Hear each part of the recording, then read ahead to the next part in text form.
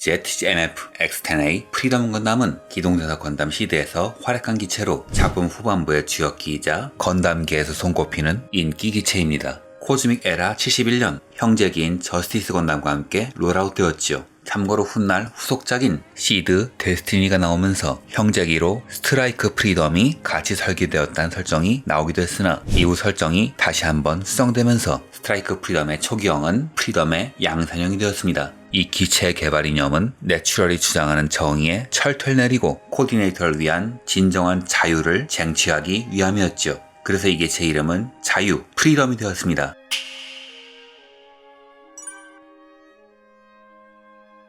프리덤 건담은 주력기 게이츠를 바탕으로 하되 GATX의 기술을 상당히 많이 차용했기 때문에 기존의 자프트제 모빌스초와는 상당히 다르죠. 가장 큰 특징은 핵을 무효화하는 뉴트론 제머를 무효로 만드는 뉴트론 제머 캔슬러가 장착된 것으로 덕분에 에너지원으로 원자로를 탑재할 수 있었습니다. 스트라이커와 달리 에너지 제약이 사라진 데다 스펙도 뛰어난데 키라는 스트라이크의 4배 이상의 파워라고 말합니다.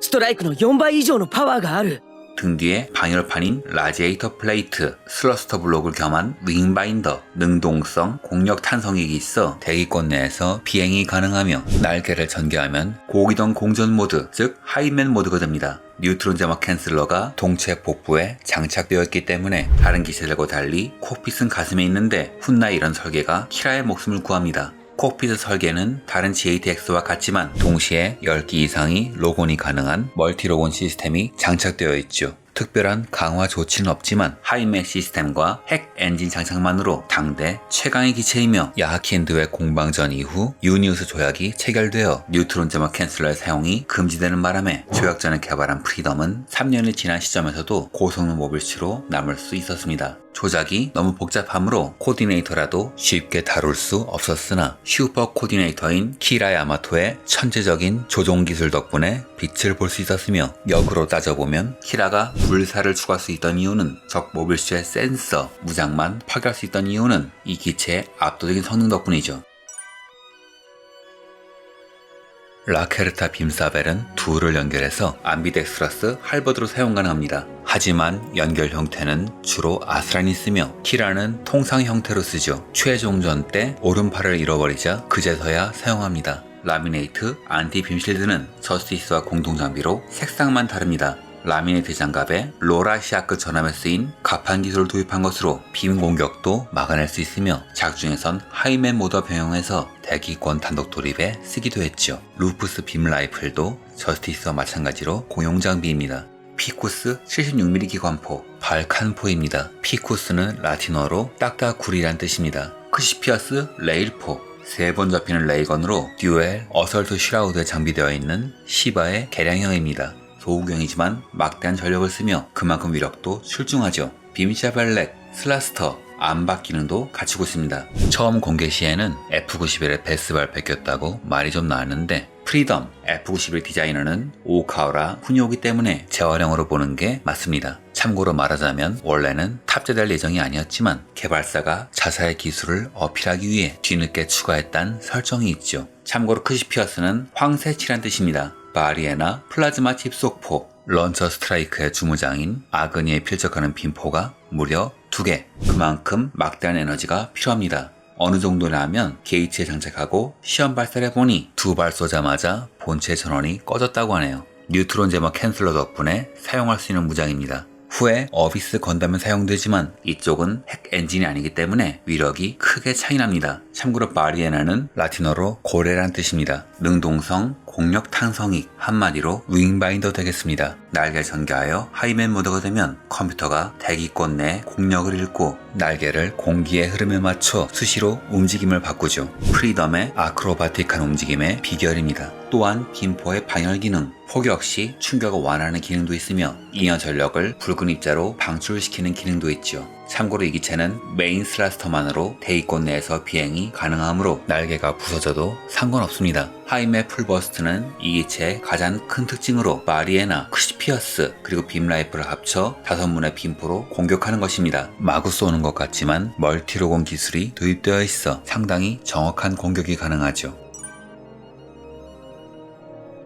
건프라 중에는 내기만 하면 베스트셀러가 되는 제품이 있는데 그중 하나가 바로 프리덤입니다. PG를 제외한 모든 브랜드로 출시되었죠. 2022년 용선역에서 진행한 전시회에서 풍선 모형이 걸려있기도 했으니 그만큼 상징적인 기체일 겁니다. 시드 계열의 기체, 특히 프리덤 그리고 스트라이크 프리덤은 오오카라 쿠니오가 디자인했기 때문에 초경 프라모델도 오오카라의 비율을 그대로 옮겼지만 이후엔 가도키 하지메의 리파인 버전으로 바뀌었죠. 지금은 건프라가 패키지, 애니메이션의 모든 연출을 재현하는 게 당연하지만 이땐 그런 기술력이 없었던 탓인지 프리덤의 초기 제품들은 하이맥 풀버스트를 재현하지 못합니다. 원래 이 기체 설정은 하이맥과 풀버스트를 번갈아 사용하는 것이며 하이맥 풀버스트는 단순한 연출이었기 때문이죠. 즉 후쿠다 감독이 합의되지 않은 설정을 멋대로 끼워 넣은 겁니다. 지금 이런 식으로 하려면 반다이의 허락을 반드시 받아야죠. 최초로 하이맥 풀버스트가 재현 가능했던 것은 방영 후인 2004년에 발매된 마스터 그리드였습니다. 당시 시드는 선풍적인 인기를 누리고 있었고 반다이는 제2의 건프라붐을 즐기고 있었죠. 그래서 점점 시드 시리즈에 힘을 몰아주기 시작했는데 저는 그 시작이 스트라이크와 프리덤이라고 생각합니다.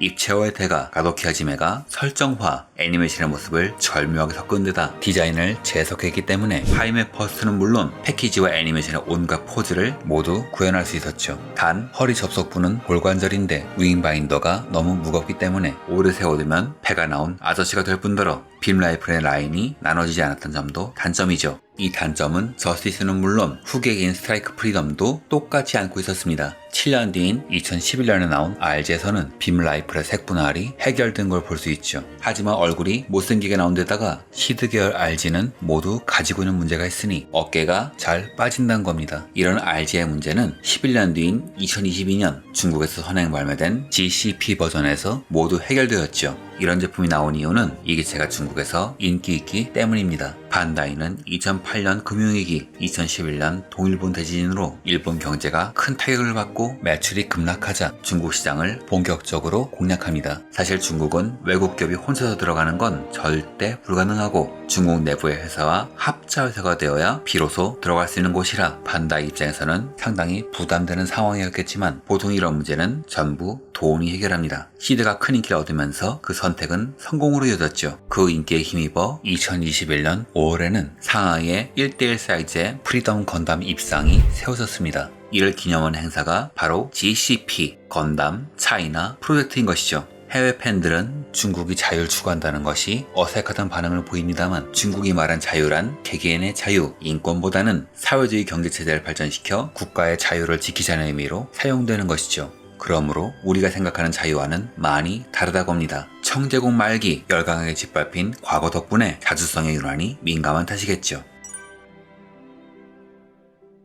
원래 이 기체는 후반 주역기인 가칭 슈퍼모빌츠로 설계된 것으로 제작 단계의 이름은 파이어 건담이었습니다. 하지만 각본가 요시노히로키가 좀 더 중이병스러운 이름이 좋다고 감독을 설득하였고 후쿠다 감독은 고민 끝에 기동전사 건담의 초기 방영 기획명이었던 프리덤 파이터를 떠올리고 프리덤의 이름을 붙였죠. 파이어라. 혹시 저스티스는 아이스 건담이었을까요? 한 가지 확실한 건 파이어 건담이라 나왔으면 망했을 겁니다. 그런데 감독이 알고 있었는지 모르겠지만 프리덤은 다른 작품에도 나오지요. G건담에서 건담 파이트 제2회 우승기체 이름이 바로 건담 프리덤이며 누구도 기억하지 않으려는 작품 G세이버 양산기가 바로 프리덤이죠. 심지어 1990년작 SD 커맨드 전기 G암즈에서는 무려 겟틴 건담 프리덤 파이터라는 감독을 놀리는 듯한 이름조차 등장합니다. 원래 후쿠다 감독의 안은 스트라이크의 세 가지 팩, 에일, 런처, 소드를 하나의 기체에 합치는 것이었는데 디자이너인 오카와라가 그럼 멋이 없다 라고 반대하여 지금의 디자인이 되었죠. 하지만 후쿠다 감독은 자신의 아이디어를 결국 후속작에서 실현합니다.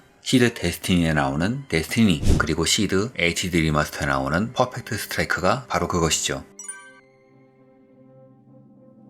이 기체는 코디네이트 세계를 구축하기 위해 만들어진 기체였습니다만 지구연방군 통합작전본부를 공격하는 오퍼레이션 스피드 브레이크를 시행하기 직전 라크스 클라인에 의해 키라 야마토에게 넘겨졌습니다. 이후 알라스카에서 위기에 빠진 아크헨젤을 구하면서 그 자태를 드러냈죠. 이후 작품 후반에서 인상적인 활약을 펼쳤으며 야킨도의 공방전에 승리를 이끌어내는데 중요한 기여를 했죠. 전후 오브에게 회수되어 봉인되었으나 후속작인 시드 데스티니에서 라크스를 노리는 암살부대로부터 라크스를 지키기 위해 다시 키라가 타게 됩니다. 이후 그는 전쟁을 멈추게 하기 위해 싸우고, 이런 키라와 아크엔젤이 방해된 듀란달은 미네르바에게 엔젤다운 작전을 지시, 결국 아크엔젤은 미네르바에게 꼬리가 밟히고 말죠. 이 전투에서 키라는 레이의 분석 데이터를 얻은 신의 맹공에 의해 결국 동기어진합니다. 전작인 시드 방영 이후 너무 급하게 만들어져서인지 개연성에 문제가 많고 뱅크 신도 많아 평이 갈리는 시드 데스티니였지만, 이 장면에 이르기까지의 빌드업은 상당히 개연성이 있었고 연출과 전개도 정말 훌륭했기 때문에 개인적으로 좋아하는 장면입니다.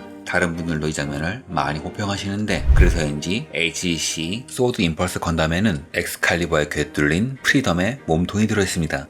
확인 사살인가요? 다만 색은 전혀 들어있지 않으니 초보자에겐 애물단지일지도 모르겠네요. 이상 영상을 마칩니다. 시청해주셔서 감사합니다.